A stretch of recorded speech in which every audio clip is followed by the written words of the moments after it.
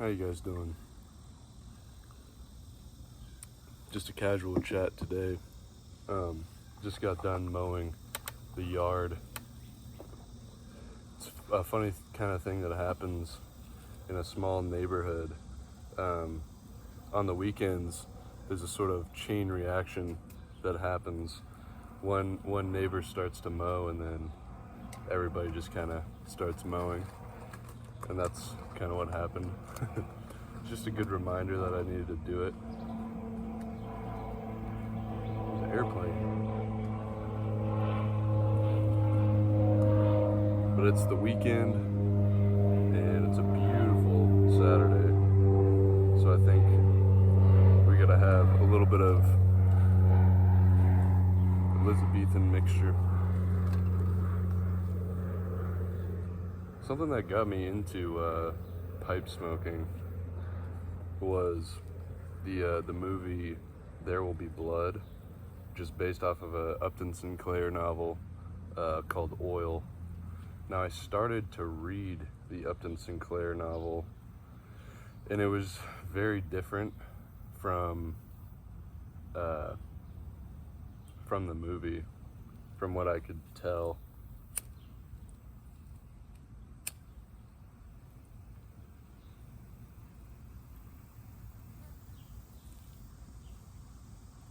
I should really be lighting this with matches, but I'm all out. Just got the lighter.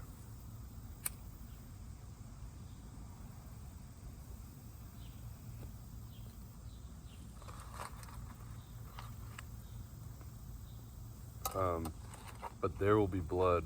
Now that's an interesting movie. Definitely got me on the pipe. Got me on the pipe. The pipe tobacco.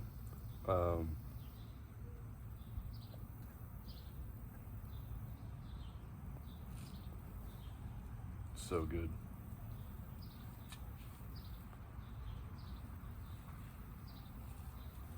When I first started getting the pipe tobacco, started smoking pipe tobacco, I was living at my parents', and there's like, here in Kansas, there's a lot of oil production. So, and my dad even worked in the oil business. On like the weekends, he would go pump wells, which is just driving around and making sure that all the pumping units are functioning correctly and measuring the stock tanks, seeing how much yield they have. But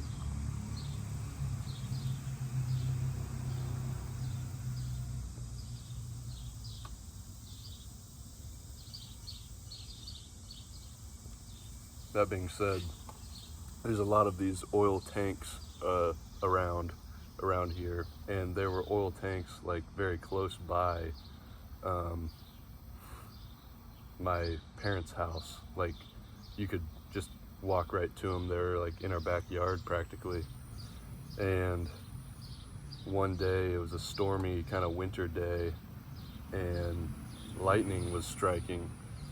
Now, these stock tanks typically have a lightning rod to attract the lightning, and just it grounds it. It's like a grounding rod or whatever. I'm not sure what you would call it,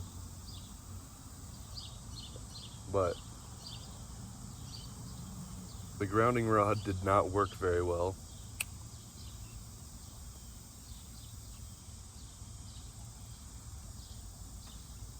Actually, I think it attracted the lightning to the tanks.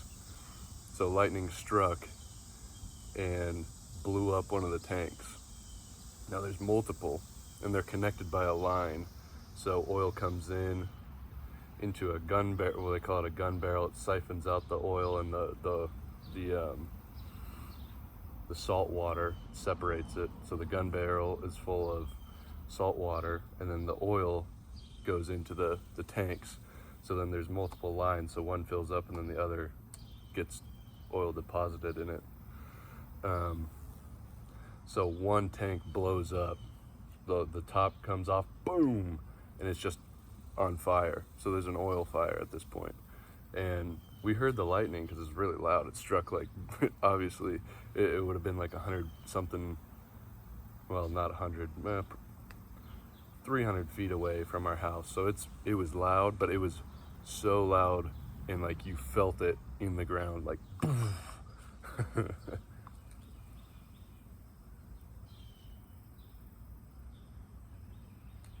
so we knew that that wasn't normal. And we walk out in the backyard and see that, oh shit, one of the tanks blew up. Because my parents' house has these huge windows, so we saw the huge flash, but then boom. So we walk out, and the fire is just going nuts. It's going everywhere. And with an oil fire, it's extremely hard to stop. You can't just pour water on it. And so it was gonna spread. The fire department shows up. They're trying to stop the spread of the oil fire. And I was like, oh my God. I went and got my pipe, stood in the backyard, and just smoked. And watched it go down. So I felt like Daniel Plainview. I was LARPing a little bit. There's actually, I think, a picture on my Instagram way back of that.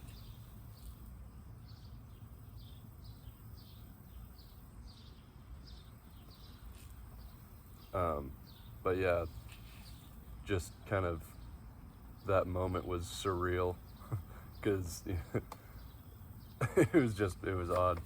But yeah, the fire eventually did spread to one of the other tanks, and it caught fire in the other tank, and the pressure built up, because the gases are actually what is more flammable, I believe, and then it's just the pressure, so it blew the lid off, and the lid comes flying off and nearly lands on a firefighter. He had to he did like a combat, like in Black Ops, so like a dolphin dived out of the way. It was a show, but also scary, because if it did spread, our house could have burnt down. Who knows what could have happened.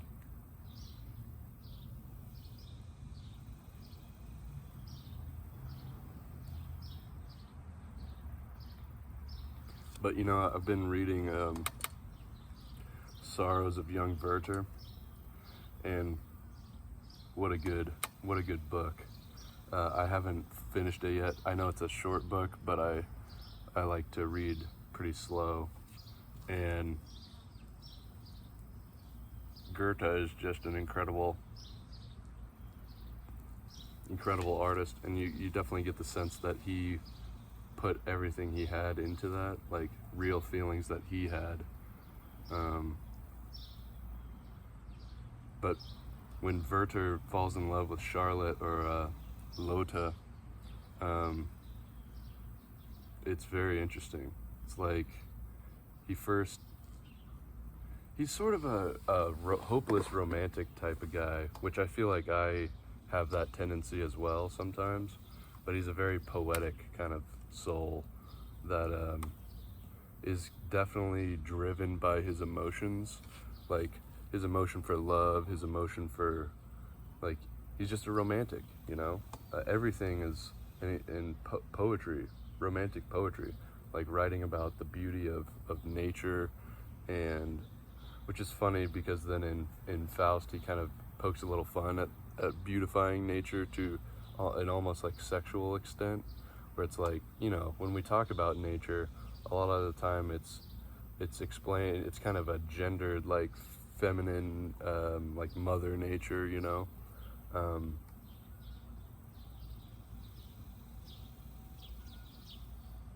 but talking about like penetrating nature and like weird sort of poetic language about nature, as if you were like describing the beauty of like a gorgeous woman.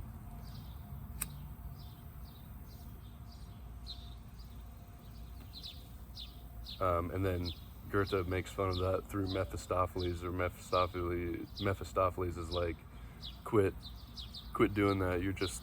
This is kind of masturbatory.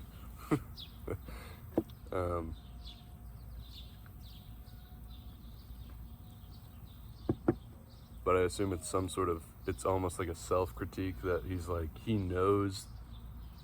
It's interesting when artists are able to like mimic something so well, but yet like they can mimic it so well in a way that's a critique against it. That's like beautiful irony and beautiful, like, like Plato, how Plato does with Aristophanes in the Symposium.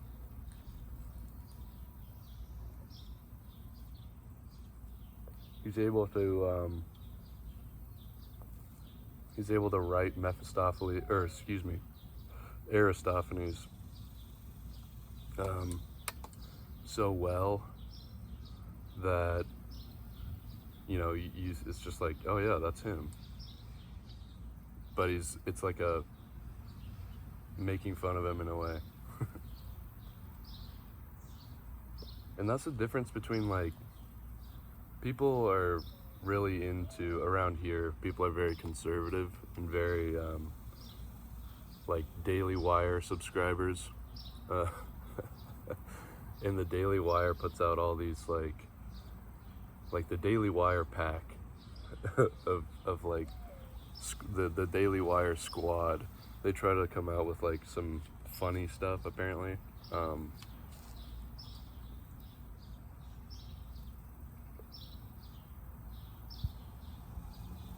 But I just don't see any humor in it, like genuine humor in it. It's just sort of saying like, this is, within our culture, this is ridiculous. And it's not that it's funny, but it's like, it's only funny because people agree with it. And I think that that's a sign of like kind of low taste, is if you only like something because you agree with it. Things that are beautiful, things that are real art, you don't have to agree with it, I don't think. It should just automatically kind of attract you to it, I think.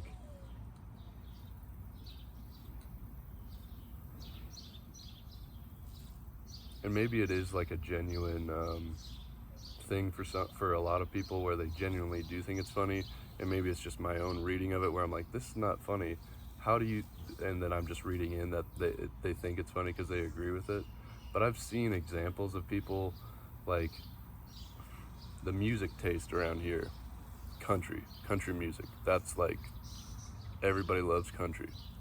And the like kind of more like rap and that kind of thing is sort of, that's, people don't like that. But then there's this white rapper guy who's like all tatted up. He looks like a complete goon, villain. Guy looks like a damn villain. He looks like, as my buddy Baxter would say, in the Batman Arkham games, there's like Arkham Island, and people like had a chance to evacuate it, but then just a bunch of people stayed and became like henchmen. This is that guy. This is the guy that like could have left Arkham Island and decided to stay. But he's just like, his entire rap, it's not artistic at all. It's just like a like blunt message. It's like a blunt hammer that has no kind of flow or no flow, no artistic, like it's not musical, it's not, as Nietzsche would say, Dionysian. There's no music in it, even though it is, technically music. But it's just a message of like, I'm white, I'm not afraid of, or I'm not like ashamed to be white. I'm not ashamed to say, I'm not ashamed to say I voted for Trump.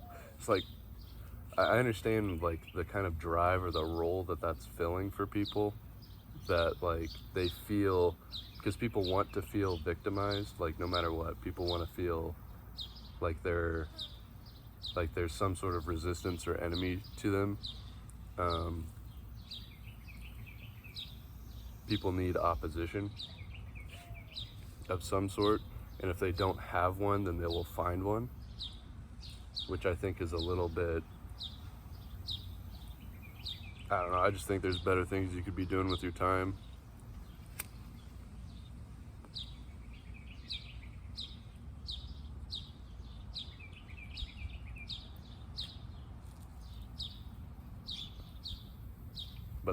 But they, they don't like any other rap. They just like that particular guy. And I can't think of the guy's name.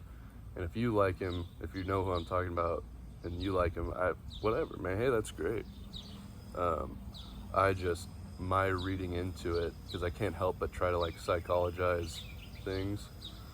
It seems to me like people just like it because they agree with it.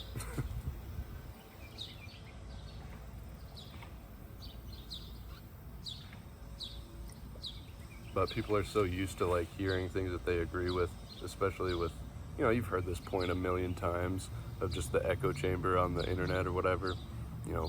Everybody's said it, everybody knows it.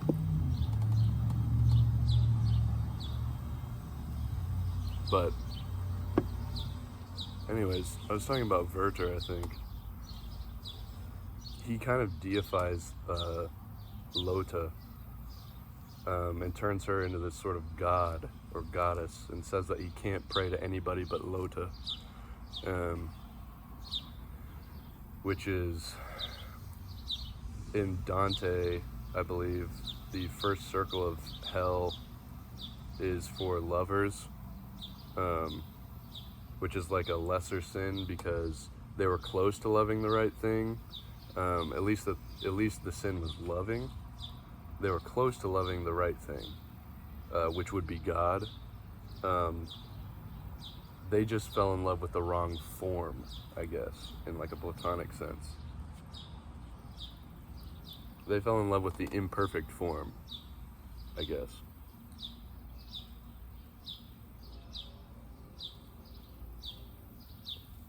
And that's kind of what Werther does, I think.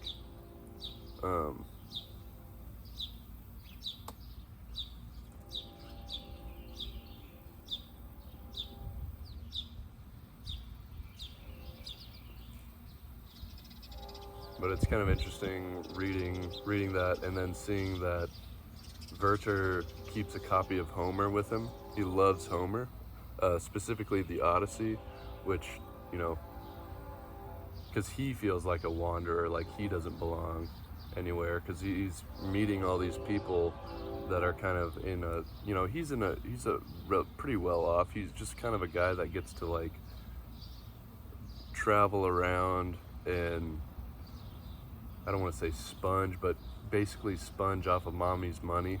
And so he's never really had to work a day in his life. He's educated and gets to waltz around and just sort of be an artist, and these people can be quite contemptible, but he is a very artistic guy, but he hates, whenever he interacts with people, he's sort of railing against these people that are like, I guess like normie NPC people that just have all the correct and accepted opinions.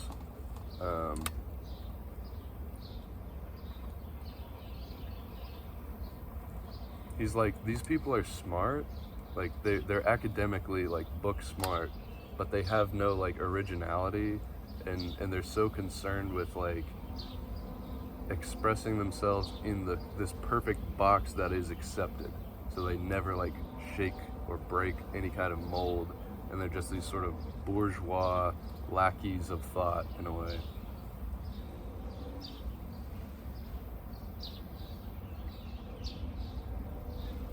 Like Albert is Lotta's betrothed. So of course he has to kind of hate him a little bit because he loves Lotta and worships Lotta, and Lotta loves another. But she's kind of a tricky she's an operator. She's operating two lines at the same time. She's kind of stringing along Werther, and then she's conventionally in love with Albert, because they connect, because Werther and Lotte connect on poetry and literature in the beginning of the book, and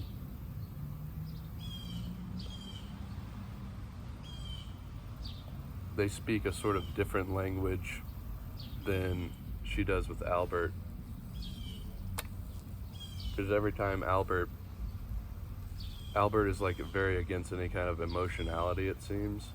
Every time they try to like go into some poetic like language, which is kind of a language that you get into, like it's interesting when you can talk in different languages with people while speaking the same language.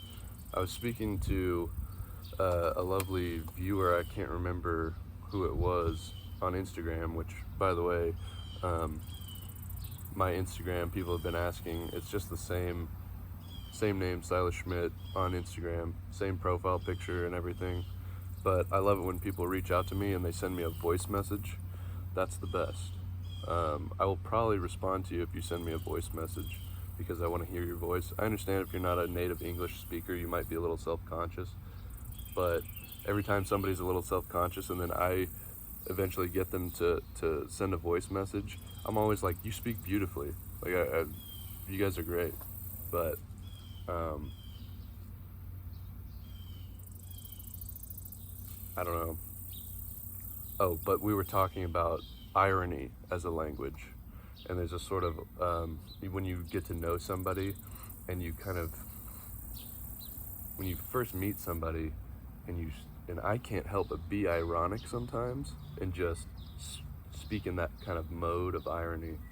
And when somebody else gets it, like immediately, it's like an immediate, like, like you immediately just connect.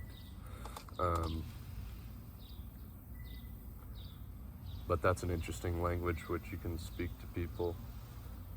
But speaking to women talking with women and flirting and these kind of things are always interesting, because it's not direct like it would be talking to a guy.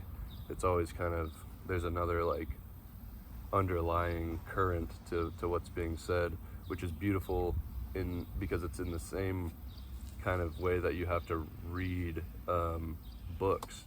You have to read in between the lines and find the patterns, find the underlying, the true meaning of what's being said. I could be completely misunderstanding that, and you can go too far with that, where you really just look and read into things way too hard, where there's nothing underlying at all. So there's a balance with it, I think.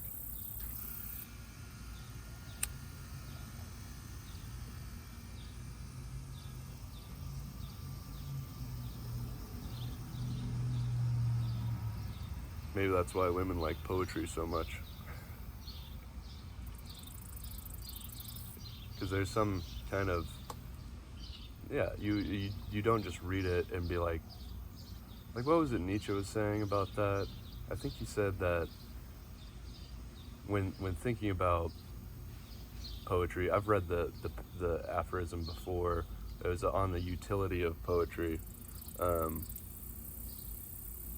He was coming from a point of view of somebody thinking about, well, there's no utility in poetry because it seems like the most like backwards way to express yourself, because it's not direct. It's not a direct, utile mode of communication. But there's like something to it, and he takes that in a different avenue, just talking about how it's more of a utility of like you remember more from it because of the rhythm and that kind of thing, and it carries farther. They thought, the Greeks thought, and the gods would hear it and they would really like it. There's this bug. It's really loud. Where is it?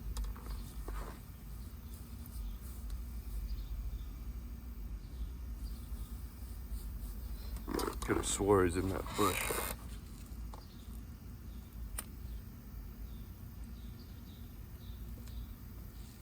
But Albert has a very kind of utilitarian sense of thinking. And the way he described Albert talking was kind of funny too. He said that Albert would, like, he's so afraid of just like being whimsical, like Werther is, where he wears his heart on his sleeve and just pure emotion. He's very musical. He's very Dionysian. In his soul, you know, to a fault, probably, like too much, definitely too much, to the point where Lotte scolds him for being too emotional, and he does some so cringe stuff sometimes. It's like, this guy's a simp. This guy's a total simp.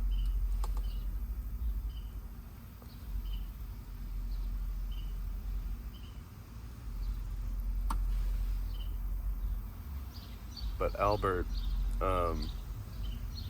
he was saying when Albert talks, he'll like start off with a position, like he'll posit something, and then it's just a ear beating, as I would call it, or where you just sort of like hit somebody with a wall of words, like I'm doing to you right now. I'm giving you an ear beating right now.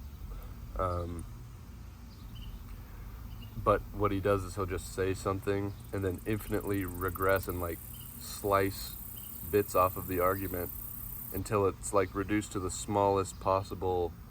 Like, he basically says something, takes a step forward and a step back. He takes 2 steps forward, 1 step back, and like, but more than that, he just cuts it till there's no substance at all, because he's like so concerned with like being correct about what he's saying.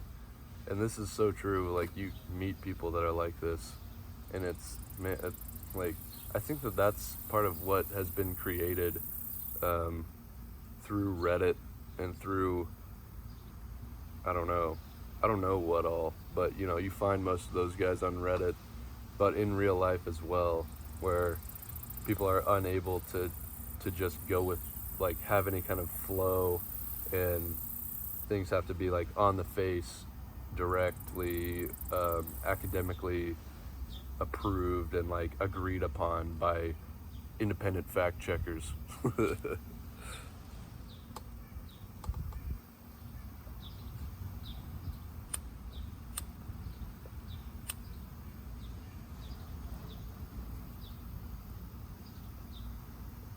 Not to say that Albert's just a completely,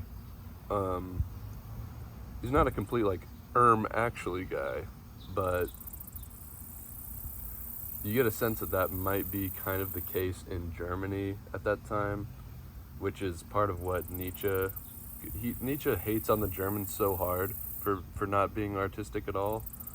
And the Germans at that time are kind of they're having a sort of renaissance with the Greeks, and just like philology, getting into their culture. But then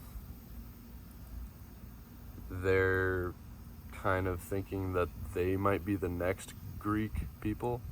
You know, I could be totally wrong about that, but Nietzsche obviously didn't agree with that. He's like, you guys are such plebeians compared to the Greeks. You have no, you know, northern Europeans are like their balls dropped off compared to the southern, you know, the Greeks and like Italians.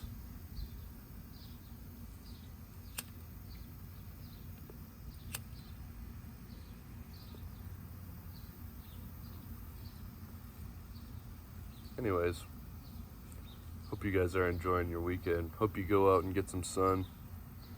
I'll talk to you later.